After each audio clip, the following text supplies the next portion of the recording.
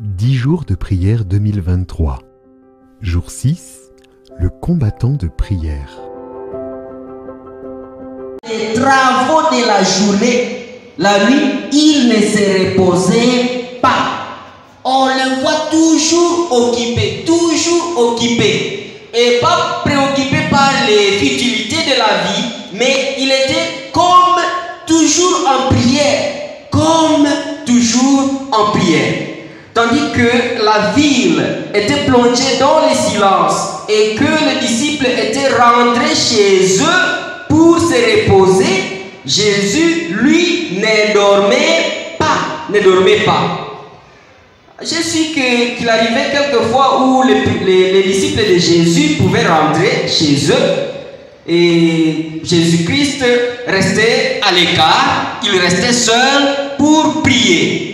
Donc il arrivait des fois où les disciples rentraient chez eux et pendant ce temps-là, Jésus-Christ restait seul en train de prier, il ne dormait pas. J'avais trouvé quelque part qu'il arrivait même que Jésus-Christ accorde des temps, bien même des congés à ses disciples. Ça se trouve toujours dans Jésus-Christ. Et ici, il arrivait même des fois où les disciples pouvaient rentrer chez eux afin de s'y reposer et ils les rejoignaient pendant la journée. Et alors Jésus-Christ, lui, ne dormait pas, il passait la nuit en train de prier. Ses supplications ferventes montaient du mont des Oliviers vers son Père pour que ses disciples soient préservés des mauvaises influences rencontrées quotidiennement dans le monde et pour fortifier sa propre âme et se préparer aux devoirs et aux épreuves du jour à venir. Toute la nuit, pendant que ses disciples dormaient, leur divin maître priait. Il demeure l'exemple laissé à ses disciples. Cela se trouve dans le livre Retour à la maison de l'anglais, page 169. Nous avons ici l'exemple de Jésus qui est toujours en train de prier. Nous devons nous aussi le prendre comme exemple, comme modèle de prière. Ses disciples ne parvenaient pas à le prendre comme modèle, alors qu'ils étaient en train de traverser des moments difficiles. Seul Jésus comprenait cela. Donc ça veut tout simplement dire que si nous pouvons comprendre combien notre mission demande beaucoup de consécration, nous n'allons même pas attendre qu'on nous fasse l'annonce de passer une nuit à prier. Nous allons nous-mêmes organiser nos propres nuits de prière. C'est peut-être parce que nous ne ressentons pas vraiment la lourdeur de notre mandat, la lourdeur de notre mission, la lourdeur de la mission que Dieu nous a léguée. C'est pour cette raison-là que nous sommes presque distraits. Nous n'avons pas vraiment de temps de pouvoir nous consacrer entre les mains du Seigneur. Mais ces jours-là seuls où nous allons comprendre combien notre mission est grande, nous allons nous-mêmes forger notre propre horaire de passer des nuits en train de prier. Nous avons beaucoup de difficultés dans ce monde. Il y en a qui ont des difficultés dans des foyers qui tendent à se disloquer. Il y en a. Et pourtant, vous n'avez jamais veillé la nuit et remettre cela entre les mains du Seigneur.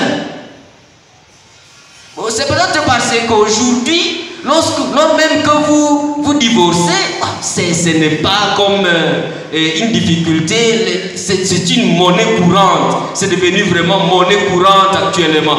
On entend toujours des histoires de personnes qui ont divorcé. Des personnes qui ont divorcé, et ça ne cause plus de problème. Alors que l'Éternel dit qu'il est la répudiation. Je hais la répudiation. C'est Malachie qui dit cela. Donc chaque fois que vous allez tendre vers le divorce, essayez de passer des nuits de prière. Reconsacrez-vous à l'Éternel pour que vous soyez remis sur les rails. Il y a même des difficultés de certains jeunes.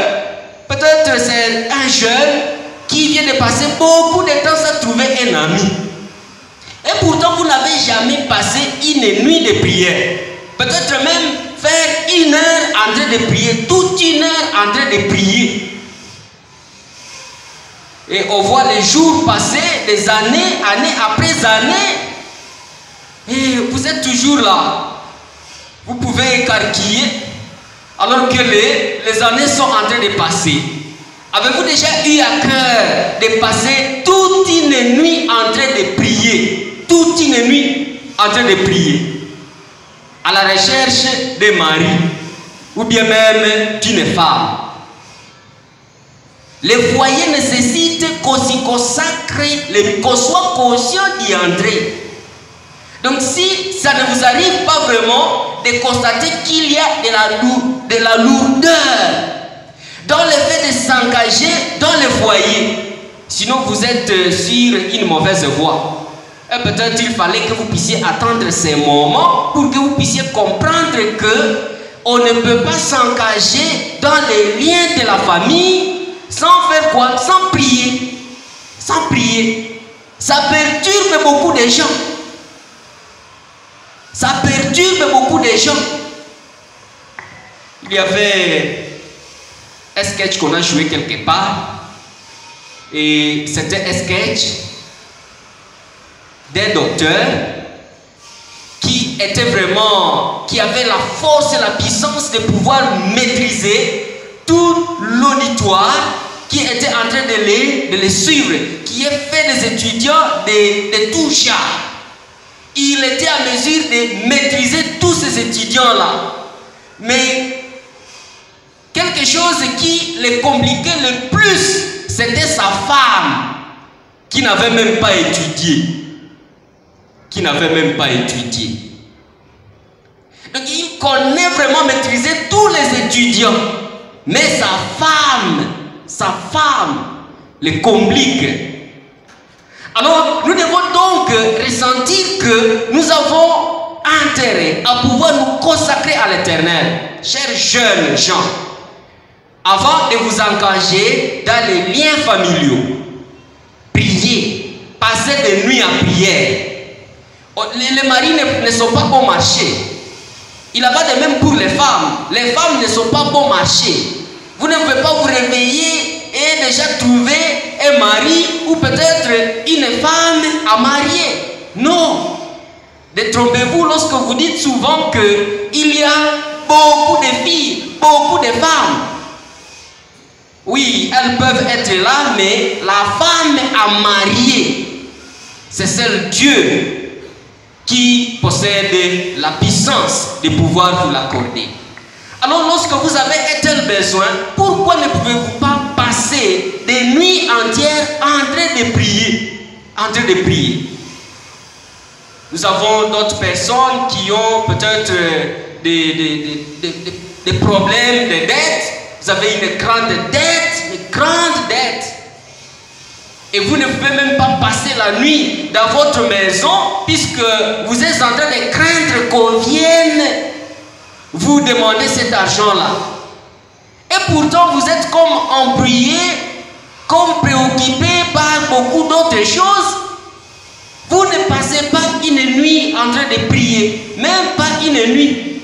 Au moins, il y a beaucoup de nuits. Mais essayez de passer une nuit en train de prier.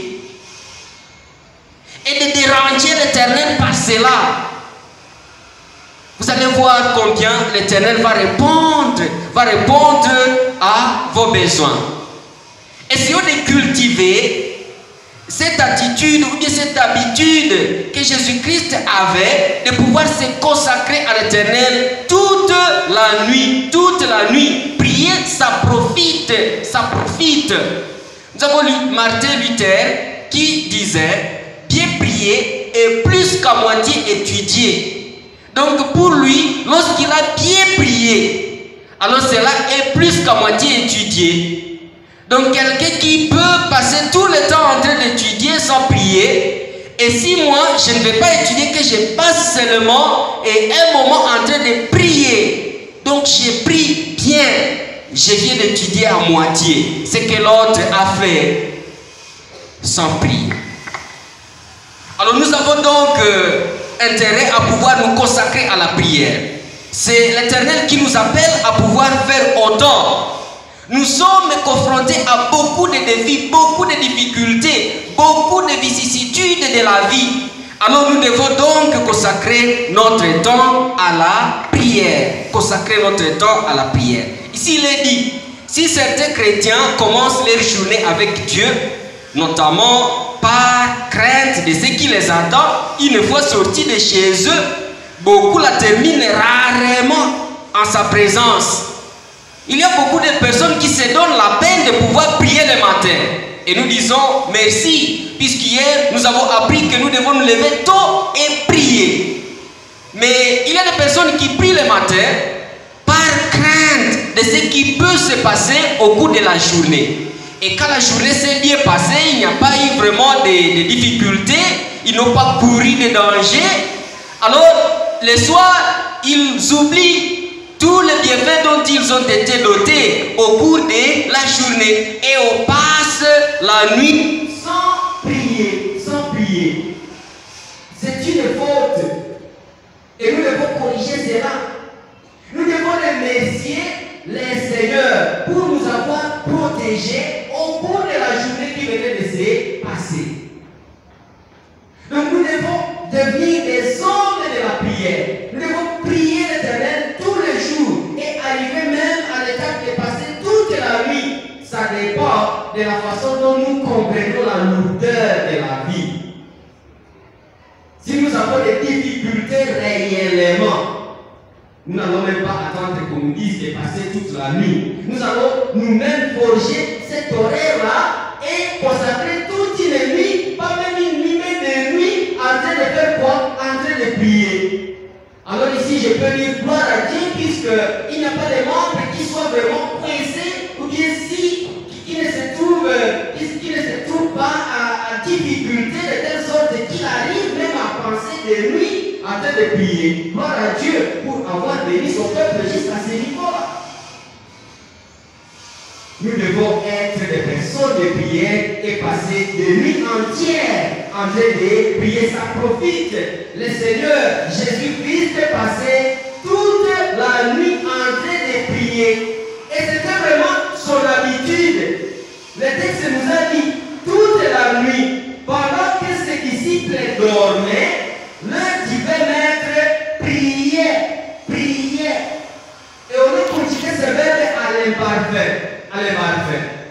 On nous a dit que l'imparfait montre une action qui est devenue comme une habitude.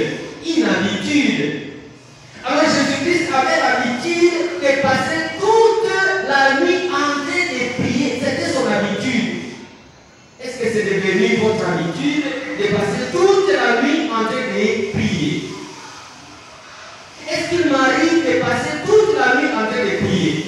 La leçon de ce soir nous invite à chercher même des moments le soir.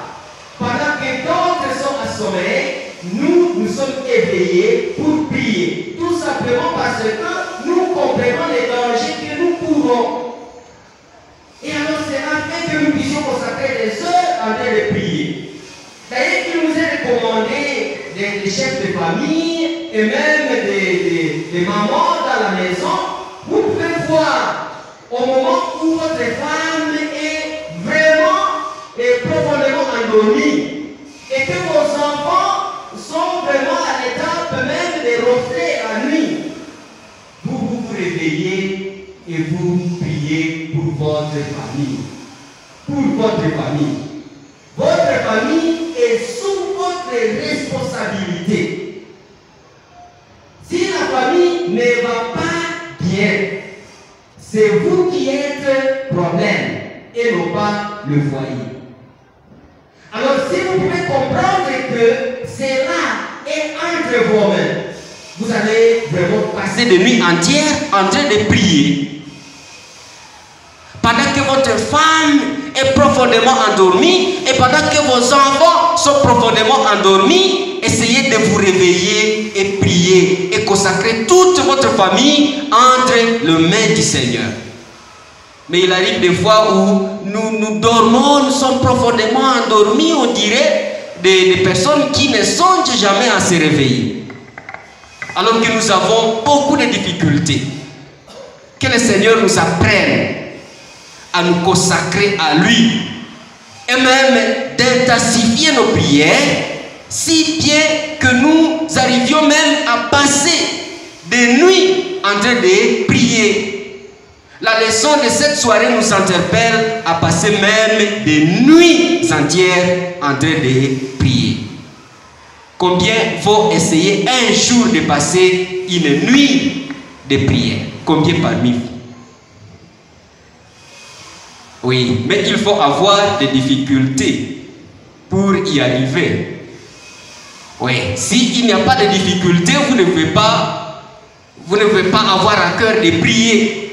Les jours où vous allez passer par des difficultés, des moments difficiles, c'est alors que vous allez vous donner les temps de pouvoir prier. Et vous ne les constatez peut-être pas, mais vous êtes en train de traverser des moments difficiles. Donc c'est pour nous des occasions de pouvoir nous consacrer entre les mains du Seigneur.